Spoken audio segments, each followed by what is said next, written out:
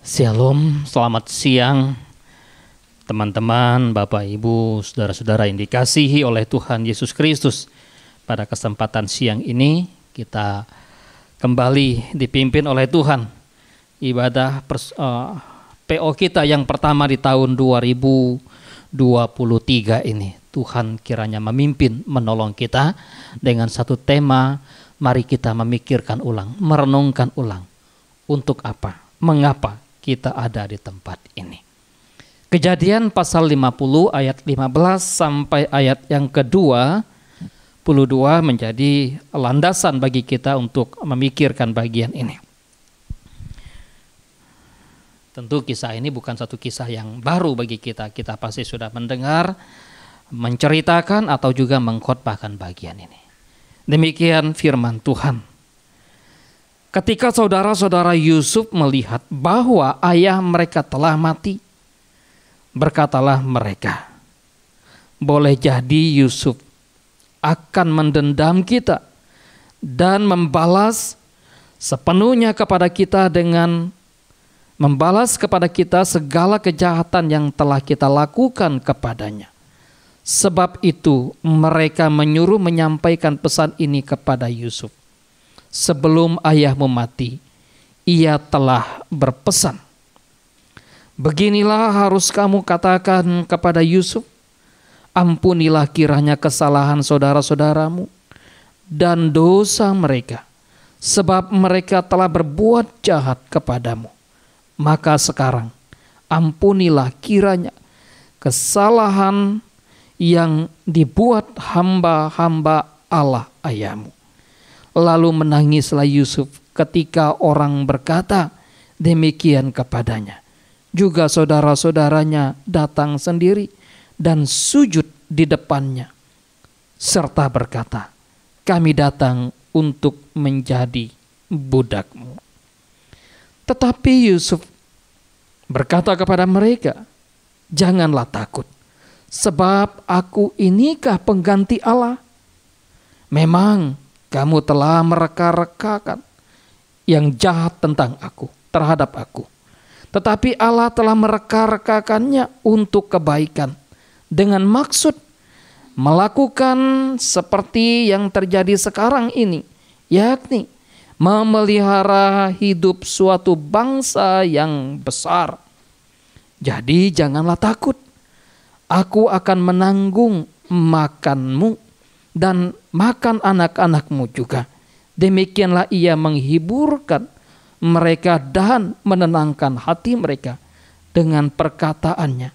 Adapun Yusuf, ia tetap tinggal di Mesir beserta kaum keluarganya, dan Yusuf hidup 110 tahun. Bapak, Ibu, saudara-saudara yang dikasihi oleh Tuhan Yesus Kristus, memikir ulang untuk apa kita ada. Mungkin di dalam ruangan ini juga, termasuk kenapa kita ada dalam ruangan ibadah ini. Apa karena saya kalau nanti tidak ibadah, entah dicari sama senior saya, entah dicari sama hamba Tuhan, entar dicari sama gembala. Ditanya, apakah itu?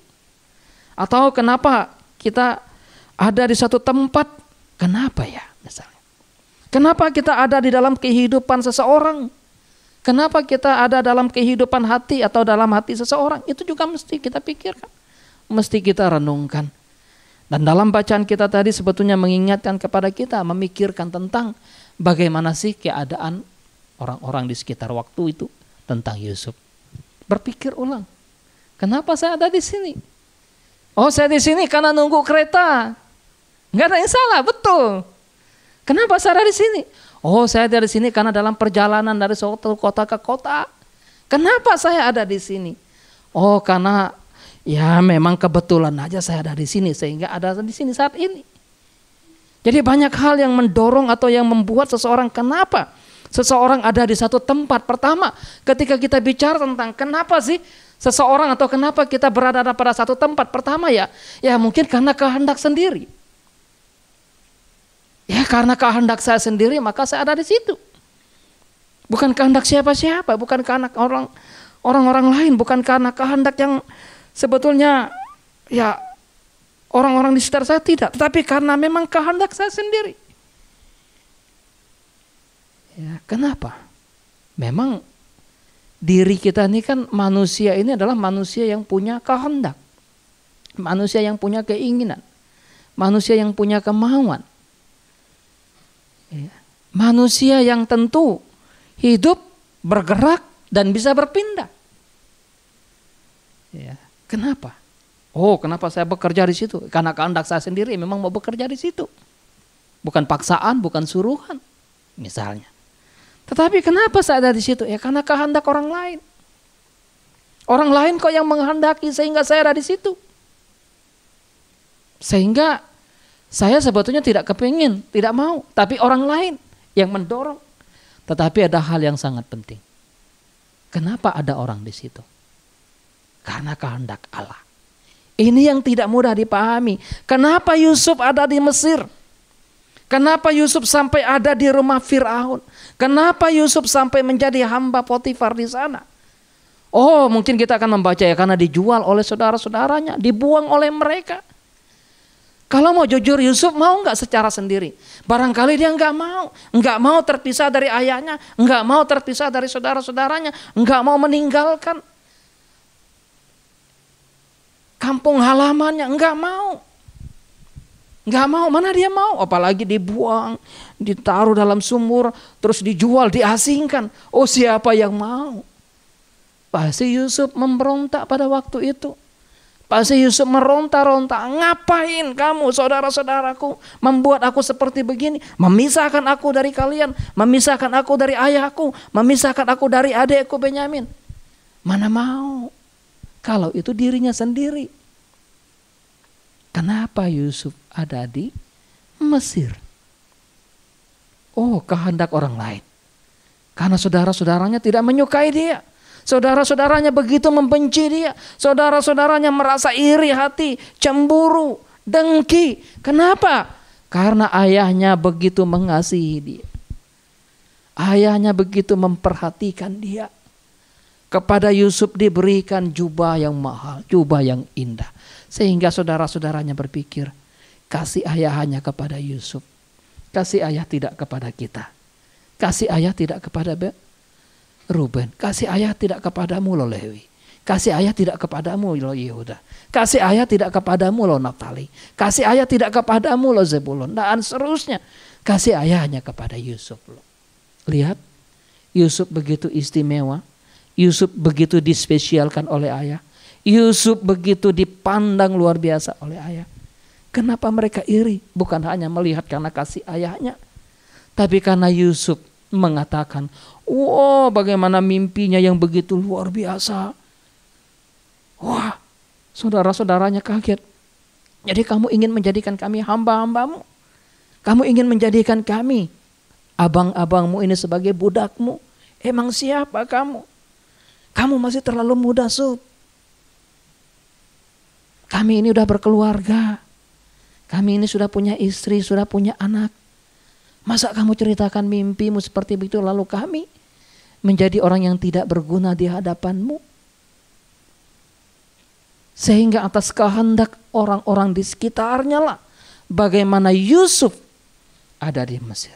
Tetapi melampaui semuanya itu. Dalam bacaan kita ingatkan kepada kita. Ketika saudara-saudaranya sudah tidak lagi memiliki sosok ayah yang diandalkan mereka, ayahnya telah mati. Wah, jangan-jangan Yusuf begitu jahat terhadap kita. Jangan-jangan Yusuf membalas kejahatan kita. Jangan-jangan Yusuf membalas dosa-dosa kita dengan penindasan, dengan tindakan yang jahat. Mungkin melampaui kejahatan yang kita lakukan kepada dia. Itulah yang dipikirkan oleh saudara-saudara Yusuf. Kamu memang telah mereka-rekakan hal-hal yang jahat terhadap aku. Tetapi Allah mereka-rekakan hal yang baik.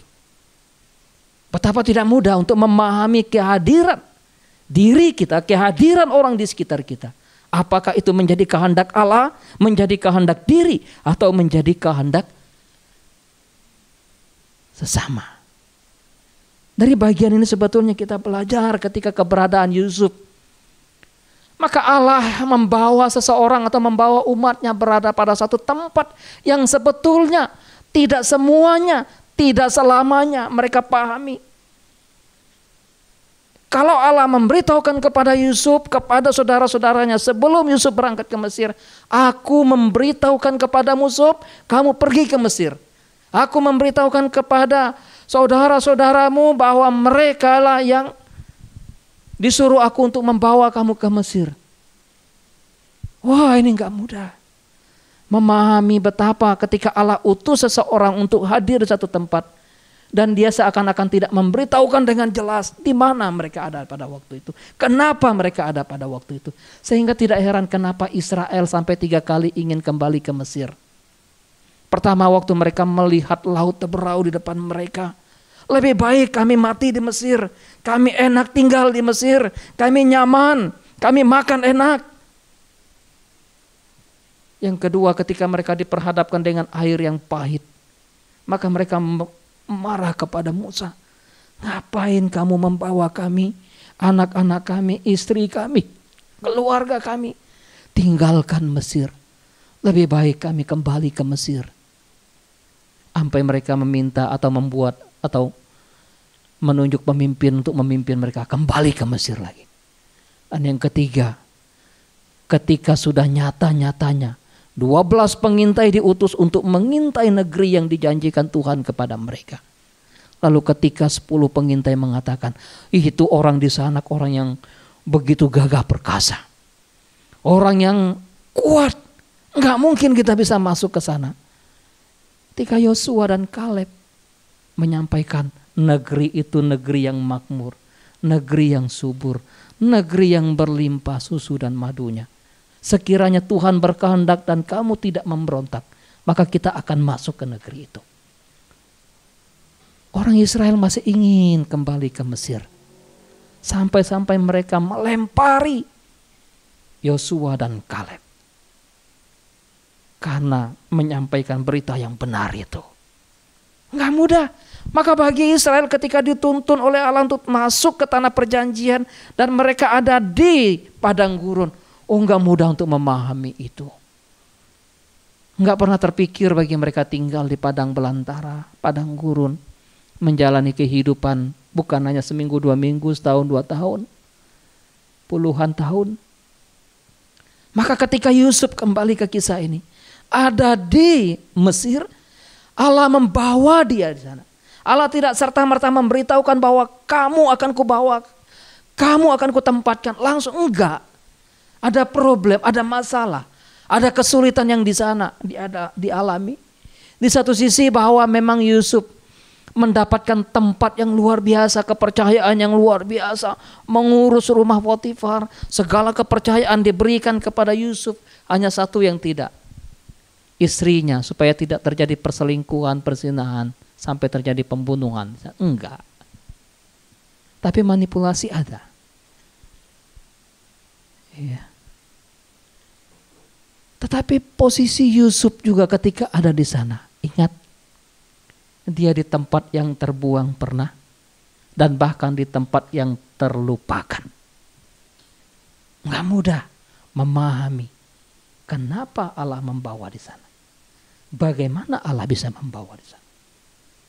Tujuannya apa. Hal ini menjadi suatu perenungan yang penting juga bagi kita. Karena itu secara khusus ketika kita berada pada satu tempat, keinginan kita nih manusia mau berada di tempat yang apa? Pasti yang nyaman. Kalau kuliah di kampus yang luar biasa, yang megah. Kalau bekerja mungkin bekerja di suatu perusahaan yang besar, bekerja di suatu perusahaan yang terkenal misalnya, bekerja di perusahaan yang punya ya penghasilan atau penggajian yang besar. Di tempat yang nyaman, tidak ada tantangan, tidak ada kesulitan. Itulah keinginan kita manusia. Kalau bisa memilih tempat. Ya, kita ingin berada di tempat yang menyenangkan. Enak sekali, pemandangannya bagus. Orang-orangnya sangat bersahabat. Hospitality-nya luar biasa. Wah. semuanya menyenangkan. Apa yang bisa kita inginkan bisa kita dapatkan. Itu keinginan manusia. Tetapi kita melihat bagaimana keberadaan Yusuf tadi, enggak mudah. Bahkan kalau kita membaca kisah-kisah yang lain, ya banyak kisah Alkitab yang kemudian bagaimana Tuhan membawa mereka dan tak mudah untuk dipahami. Abraham, kamu pergi tinggalkan negerimu, pergi ke negeri yang akan kutunjukkan kepadamu. Di mana negeri itu Tuhan? Enggak tahu. Abraham sendiri enggak dikasih tahu. Taat jalan di mana negeri itu. Tetapi kembali kepada bagian kita, maka keinginan manusia, kita sejatinya sebagai manusia berdosa sangat bertentangan dengan keinginan kehendak Allah. Para murid Yesus pun mengalami pergumulan yang sama ketika diperhadapkan dengan bagaimana guru mereka Yesus mau menuju Yerusalem, mau menderita mati di sana. Petrus berkata, sekiranya ini jangan terjadi padamu ya guru. Ini tidak akan menimpa engkau. Bahkan ketika Paulus berusaha untuk ke Yerusalem juga, maka orang-orang di sekitar Paulus pun mengingatkan. Ketika Paulus berpindah dari suatu tempat ke tempat yang lain, penganiayaan terjadi. Dia ingin tetap masuk ke sana. Orang-orang di sekitarnya mengatakan, jangan. Tapi Paulus tetap maju. Maka bagaimana kita memahami akan kehadiran kita sebagai orang percaya? Kita percaya bahwa kehadiran orang percaya, kehadiran kita sebagai umat Tuhan di suatu tempat tidak pernah lepas dari yang namanya kehendak Allah. Terlepas daripada tempat itu nyaman, tempat itu tidak nyaman, prosesnya bagaimana, caranya bagaimana, kita nggak memahami, nggak mengerti. Barangkali sebagian kita bisa mengerti, tetapi keseluruhannya, waduh, ini menjadi satu misteri yang sampai kapanpun tidak mudah untuk memahami bagaimana perjalanan mengikut Tuhan. Kehadiran orang percaya, kita percaya di suatu tempat tidak pernah lepas dari yang namanya kehendak Tuhan. Karena itu tidak heran kemudian kenapa ada orang begitu mau menderita, memberitakan Injil, mau tinggalkan Amerika, tinggalkan Jerman ke Indonesia misalnya. Indonesia lumayan lagi kalau di Jakarta kan. Di mana? Di Papua misalnya.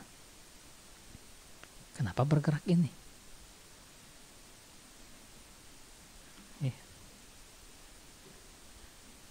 Gak mudah. Kenapa ada orang sampai mau mati gitu ya? Kalau kita membaca kisah-kisah misionaris. Minggu kemarin saya diskusi dengan salah satu pemuda kita yang mau ke Jepang. Om, saya ini beda dengan yang lain Om. Saya ingin berada di tempat di mana orang yang sulit untuk berada memberitakan Injil. Saya ingin ada di situ. Walaupun saya bukan sekolah teologi yang secara full time. Tapi saya mau menjadi pemberita Injil di Jepang. Sambil bekerja, sambil studi. Bagus sekali pikiranmu. Bagus sekali tujuan. Tantangannya luar biasa Om. Tidak seperti China. China walaupun dia negaranya komunis. Tapi jumlah orang Kristen masih jauh lebih banyak daripada jumlah orang Kristen di Jepang. Lalu dia cerita ada salah satu gereja yang sudah di Jepang. Hampir 10 tahun ini. Berapa jumlahnya? Jiwanya 33 kalau saya tidak salah. Berapa orang Jepang? 3 orang Jepang. Yang lainnya orang mana? Orang Indonesia. Waktu pandemi COVID kemarin ditanya bagaimana setelah pandemi COVID apakah orang Jepang itu masih ibadah? Enggak ada lagi ibadah. Jadi ketika orang percaya ada di satu tempat maka tidak lepas daripada bagaimana kehendak Allah. Kehendak Tuhan bagi mereka. Ada di satu tempat untuk apa? Ada di satu tempat. Jadi kehadiran orang percaya ada di satu tempat untuk menjalankan, melaksanakan misi atau agenda Allah. Itulah yang sebetulnya kita lihat dari bacaan kita tentang Yusuf tadi. Dia ada di Potifar tidak hanya sekedar menjadi hamba Potifar, tidak hanya sekedar menjadi budak Potifar, tidak hanya menjadi seorang pekerja harian yang ada di sana, mengurus rumah atau mengurus perusahaan Potifar, mengurus yang kemudian barangkali kalau kebun atau mengurus karyawan yang lain, tidak hanya sekedar itu. Tapi melampaui itu, bahwa kehadiran Yusuf di Mesir, kehadiran Yusuf di rumah Potifar adalah kehadiran yang melaksanakan misi Allah, agendanya Tuhan. Ini sangat luar biasa. Ketika kita membaca di akhir kisah kehidupan Yusuf, bagaimana penulis Alkitab secara khusus Kejadian ini mengingatkan atau memberitahukan untuk menjadi pemelihara bagi satu bangsa umat Tuhan yang begitu luar biasa. Dengan kata lain, maka kehadiran kita dimanapun kita ada, apa yang kita bawa, misi siapa yang kita kerjakan, agenda apa yang kita kerjakan, agendanya Tuhan. Maka kembali kepada surat Paulus ya, apapun yang kamu lakukan, apapun yang kamu perbuat, apapun yang kamu kerjakan, kerjakanlah seperti untuk Tuhan dan bukan untuk manusia. Sekiranya orang percaya memahami bagian ini dengan sungguh-sungguh, maka untuk apa dia ada di rumah sakit, bekerja sebagai karyawan rumah sakit? Untuk melaksanakan misi Tuhan di sana. Untuk apa seorang guru, untuk apa seorang pendidik ada di sekolah untuk mendidik? Untuk melaksanakan agendanya Tuhan di sana. Untuk apa seorang mahasiswa ada di kampus dan belajar di sana? Untuk melaksanakan agenda Allah di sana. Untuk apa kita ada di gereja dan melayani juga? Sama. Untuk melaksanakan agendanya Tuhan, misinya Tuhan. Ini penting untuk kita pikirkan, sehingga apa? Hal yang kedua, ada di satu tempat untuk menjadi pemelihara kehidupan umat Tuhan. Menjadi berkat. Usahakanlah kesejahteraan kota di mana kamu aku buang, itu yang disampaikan oleh Allah kepada Nehemia melalui Yeremia kepada umat Israel. Nabi Yeremia mendapatkan satu firman dari Tuhan supaya diperintahkan atau diberitahukan kepada orang Israel yang kemudian akan terbuang. Maka sekalipun mereka terbuang di tanah, terbuang di Babel, maka mereka harus mengupayakan kesejahteraan di sana. Itulah kehadiran umat Tuhan. Itulah kehadiran kita. Supaya apa? Ada damai sejahtera, ada kesejahteraan, ada shalom yang Tuhan hadirkan. Walaupun kehadiran shalom itu tidak serta-merta disambut dengan baik. Yesus Kristus datang ke dalam dunia membawa damai yang begitu luar biasa. Tidak semua orang menerimanya, tidak semua orang menyambutnya. Bahkan tidak jarang diperhadapkan dengan satu pertentangan yang luar biasa. Padahal dia datang untuk membawa hidup kepada miliknya, kepada kepunyaannya. Justru pembawa hidup itu ingin dibunuh oleh orang yang sebetulnya ingin diberi hidup di sana. Maka kehadiran kita sebagai orang percaya, untuk apa kita hadir di sana? Untuk apa kita hadir di satu tempat? Tentu saja mempunyai nilai, mempunyai value. Nilai apa yang kita bawa di sana? Nilai apa yang kita hadirkan? Nilai apa yang kita berikan di sana? Dan tentu ada tanggung jawab, ada responsibility. Tuhan menciptakan manusia dan menempatkan mereka dalam Taman Eden supaya ada tanggung jawab di sana. Ada hal yang mereka upayakan sebagai stewardship, penata layan di sana. Sehingga semua punya maksud, semua punya tujuan di hadapan Allah atau di tangan Allah. Seringkali manusia melihat, ini gak ada fungsi, ini gak ada guna lagi. Tapi ketika seseorang atau orang percaya dipimpin, dituntun oleh Tuhan di satu tempat untuk kehendak Tuhan, maka ada tujuan Allah yang ingin dinyatakan di sana. Kalau saya pinjam bahasanya Rasul Paulus kepada Timotius, kita ini perabot-perabotnya Allah. Yang tentu perabot Allah itu akan dipakai Allah seturut dengan kehendak Allah. dipajang Allah pada tempatnya, diletakkan oleh Allah untuk kemuliaan namanya. Sehingga kita memahami bagaimana kehidupan kita. Dan tentu yang penting bagaimana sih ketika kita hadir, maka waktu kita ada di satu tempat, kita berada di mana kita ada. Kita renungkan, apakah ada pimpinan Tuhan di sana? Apakah ada kehendak Tuhan di sana? Sekiranya kita memahami ada kehadiran Tuhan di sana, maka kita sungguh-sungguh. Ya, Yusuf nyadar betul. Karena itu dia tidak ingin berbuat dosa. Untuk apa saya melakukan dosa ini, melakukan dosa? Bukan saja terhadap tuanku Firaun, tapi juga lebih-lebih terhadap Allah. Jadi ketika kita menyadari bagaimana kita hadir di suatu tempat, kenapa kita hadir, apa yang kita bawa ketika kita hadir, maka inilah gambaran yang terakhir yang ingin saya sampaikan. Berada di satu tempat untuk menjadi alat Tuhan. Ayo kita renungkan bagian ini. Kita pikirkan sungguh-sungguh. Tuhan mau pakai kita. Tuhan mau jadikan kita alatnya. Jadi untuk apa kita hadir di sini? Banyak orang hadir di satu tempat hanya karena apa? Masa kontrak. Enggak bisa dipungkiri juga, kontrak selesai ya bisa berakhir, ya bisa perpanjang, ya bisa. Ya, sama. Kita pelayanan juga begitu. Kami juga pernah mengalami hal yang sama. Udah selesai kuliah teologi sekolah. Oh, masa pelayanan kita, masa ikatan dinas kita, masa kontrak kita sekian. Setelah itu kalian bisa tentukan sendiri, bebas kalian mau apa. Yang penting semua urusan beres, administrasi beres, nama baik beres di sana. Ya. Tapi mau lanjut silakan.